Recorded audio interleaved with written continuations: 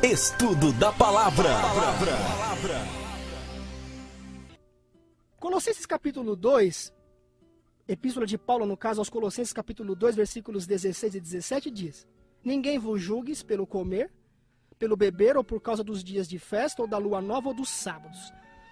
A Bíblia, ela é muito clara a respeito do sábado, porque muitas pessoas sinceras pegam este texto e dizem: olha, nós não devemos mais guardar o sábado. Aliás, ninguém deve ser julgado se guarda ou não o sábado, não é? E dizem então que o sábado foi abolido.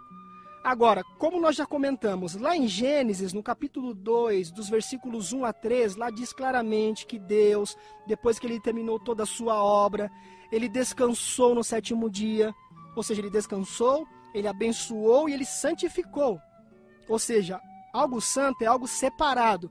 A terra em que Moisés pisava era terra santa, e ele teve que tirar as suas sandálias. Imagina um dia onde Deus diz que é um dia santo, não é? Como nós devemos levar a sério essa questão?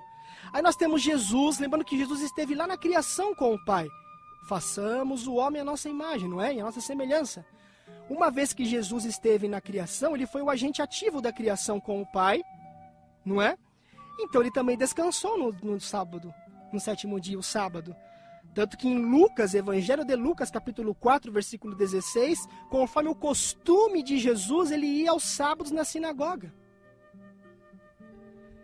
Paulo também observou o sábado. Lá em Atos dos Apóstolos, capítulo 13, versículos 42 e 43, ali Paulo ele ia às sinagogas aos sábados.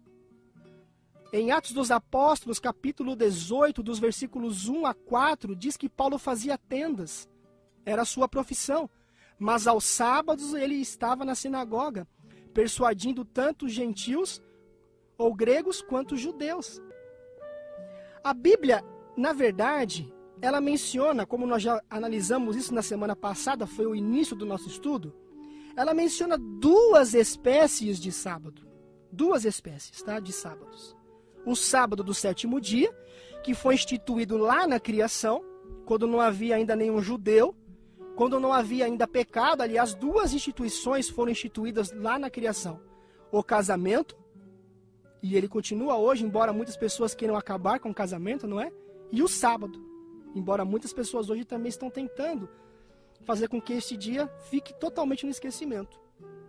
E também os sábados anuais, que são chamados de sábados cerimoniais. Ou seja, o sábado do sétimo dia, ele foi instituído na criação, como nós vimos. Ele é parte da lei. Aliás, quando você pega os 10 mandamentos, que nós já estudamos, lembram-se que nós estudamos lá atrás, os 10 mandamentos antes do Sinai, os 10, tá? Então ficou bem claro isso, não é? Então o sábado ele é parte da lei, ele está no coração da lei de Deus. Dos 10 mandamentos, o único mandamento que tem as características do verdadeiro Deus, que é o Deus criador dos céus e da terra, é o mandamento do sábado. É muito importante isso. Em Apocalipse 14, versículo 7, lá diz: temei a Deus e dá-lhe glória, pois vinda é a hora do seu juízo, e adorai aquele que fez os céus, a terra e o mar. O chamado final para a humanidade é para adorar a Deus como Criador, e o sábado nos aponta para este Deus Criador dos céus e da terra, uma vez que nós não viemos do macaco, mas fomos criados por Deus à sua imagem e à sua semelhança. O sábado anual, ele diz respeito à história de Israel, onde afirma: ninguém vos julgue pelos sábados. Dias de festas, luas novas, são sombra das coisas que hão de vir. Olha que interessante essa questão da sombra. Abra sua Bíblia na Epístola aos Hebreus, capítulo 10, versículo 1. Epístola aos Hebreus, capítulo 10, versículo 1. Diz o seguinte: ora, visto que a lei tem sombra, olha só, dos bens vindouros, não a imagem real das coisas, nunca jamais pode tornar perfeitos os ofertantes. Com os mesmos sacrifícios que ano após ano, perpetualmente, eles oferecem. Então veja, sombra. E aqui fala de uma lei que está relacionada às sombras. Por quê? Porque nós sabemos que aquelas leis cerimoniais, elas apontavam para quem? Para Jesus. Cada uma daquelas festas apontavam para uma especificação da pessoa de Cristo. Lá em Hebreus, por exemplo, capítulo 8, versículo 4 e 5, diz assim: ora, se ele, Jesus, estivesse na terra, nem mesmo sacerdote seria, visto existirem aqueles que oferecem os dons segundo a lei, os quais ministram em figura e sombra das coisas celestes. Então, para que haja sombra, deve haver o quê? A realidade. E todas aquelas festas cerimoniais, elas apontavam para Jesus. Quando nós pegamos, por exemplo, uma vez que estas sombras, elas têm a ver com os sacrifícios de animais que estavam embutidas naquele contexto das festas cerimoniais, quando nós pegamos, por exemplo, Ezequiel capítulo 45, versículo 17, livro de Ezequiel, vamos abrir ali nossas Bíblias, Ezequiel capítulo 45, muito bem, Ezequiel 45, versículo 17. Olha só o que diz aqui, ó. Ezequiel 45, 17. Estarão a cargo do príncipe os holocaustos e as ofertas de manjares e as libações, olha só agora, nas festas, nas luas novas e nos sábados, em todas as festas fixas da casa de Israel, ele mesmo proverá a oferta pelo pecado e a oferta de manjares e o holocausto e os sacrifícios pacíficos para fazer expiação pela casa de quem? De Israel. Então, Ezequiel 45, 17, como você percebeu, usa exatamente a mesma expressão e exatamente na mesma ordem em que é usada em Colossenses 2, 16 e 17. Você percebeu? Ninguém, pois, vos julgue por causa da comida, da bebida, do dia de festa, da lua nova, dos sábados. Veja que está na mesma sequência do que foi falado em Ezequiel 45, versículo 17. Então, fazendo isso, a gente vê uma ligação, ligando tudo isso aos sistemas cerimoniais de festas e sacrifícios, ou seja, ofertas de comida, de bebida, festas, luas novas e sábados, para fazer o quê? Para reconciliar a casa de Israel. Quando a gente vai em Levítico, tá? Então a gente está analisando aqui o contexto, não é? Fazendo uma exegese aqui desse assunto. Quando a gente vai lá para o livro de Levíticos, capítulo 23, versículo 3, Levítico 23, versículo 3, diz assim, olha: 6 dias trabalhareis, mas o 7º dia será o sábado do descanso solene, santa convocação. Nenhuma obra fareis, é sábado do Senhor em todas as vossas moradas. Ou seja, o Levítico 23, versículo 3, ele apresenta qual sábado no caso aqui? O sábado do 7º dia. Agora, quando você lê, e não vai dar tempo de eu ler tudo, talvez alguns versículos apenas, quando você pega então Levítico 23, já do versículo 5 até o 32, você já vê o quê? Os outros sábados que são os sábados cerimoniais. Por exemplo, nós temos ali a Páscoa no versículo 5, quer ver? Ó? Levítico capítulo 23, versículo 5.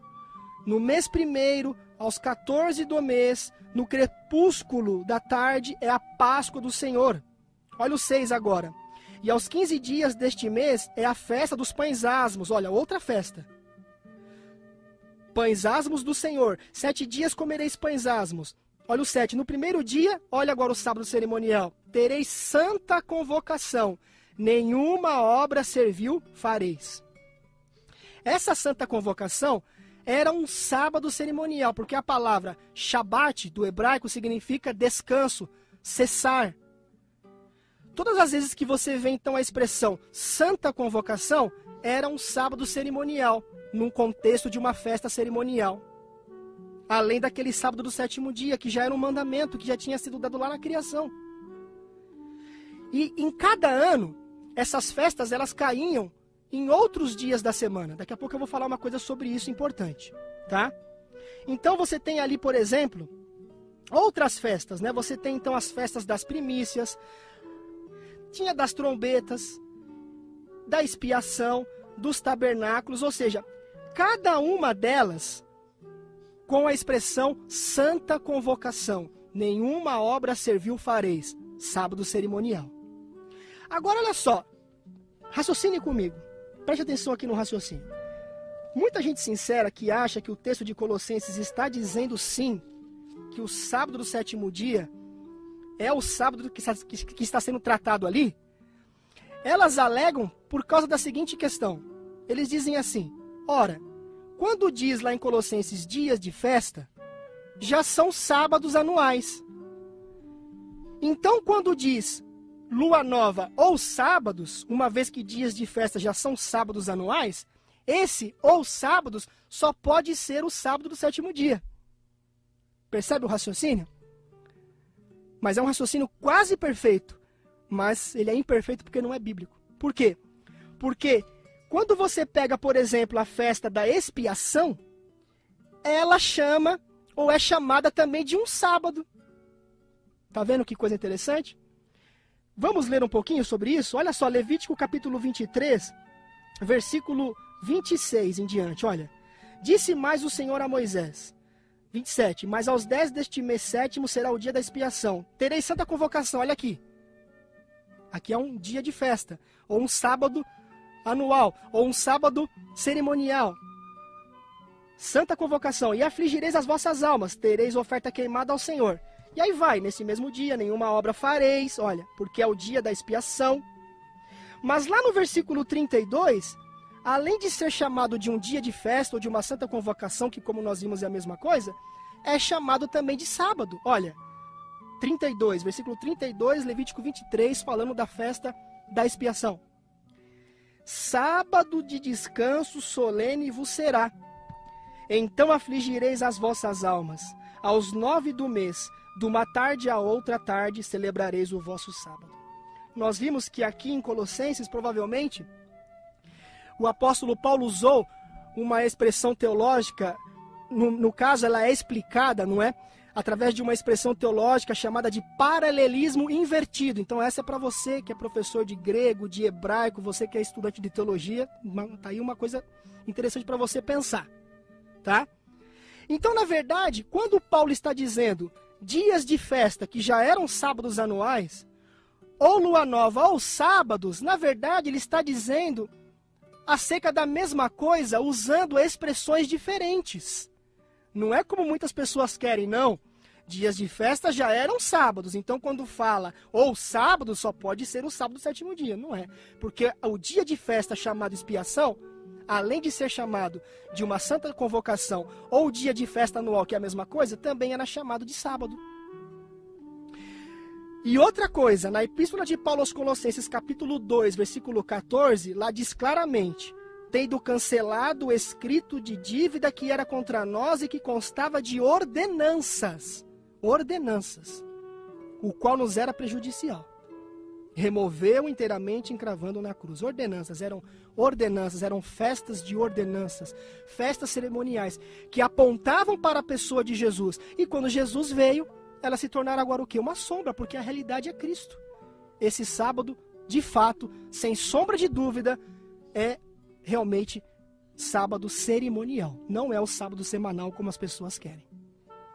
Uma outra coisa que nós devemos analisar, estes sábados eles estavam intimamente ligados aos acontecimentos que apontavam para a morte de Cristo e para a sua primeira vinda, foram designados por Deus para servirem de sombras, como nós vimos, ou apontarem para a vinda de Jesus, ok? Nós vimos que Levítico capítulo 23 fala dessas festas, e olha que interessante agora, olha que interessante isso daqui, ó. Como se não bastasse, Deus faz uma diferença entre o sábado do sétimo dia e o sábado cerimonial. Olha só, e preste atenção, Levítico 23, versículo 37 e 38.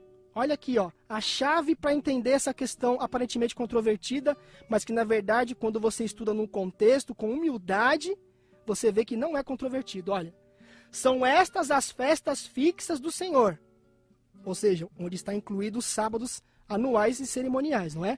Que proclamareis para santas convocações, para oferecer ao Senhor oferta queimada, holocausto e oferta de manjares, sacrifício e libações, cada qual em seu dia próprio, ou seja, podia cair em qualquer dia da semana. Se caía numa quinta, era um sábado. Eles guardavam a quinta, trabalhavam na sexta, e aí chegava o sábado do sétimo dia, guardava o sábado porque já era um mandamento instituído lá no Éden.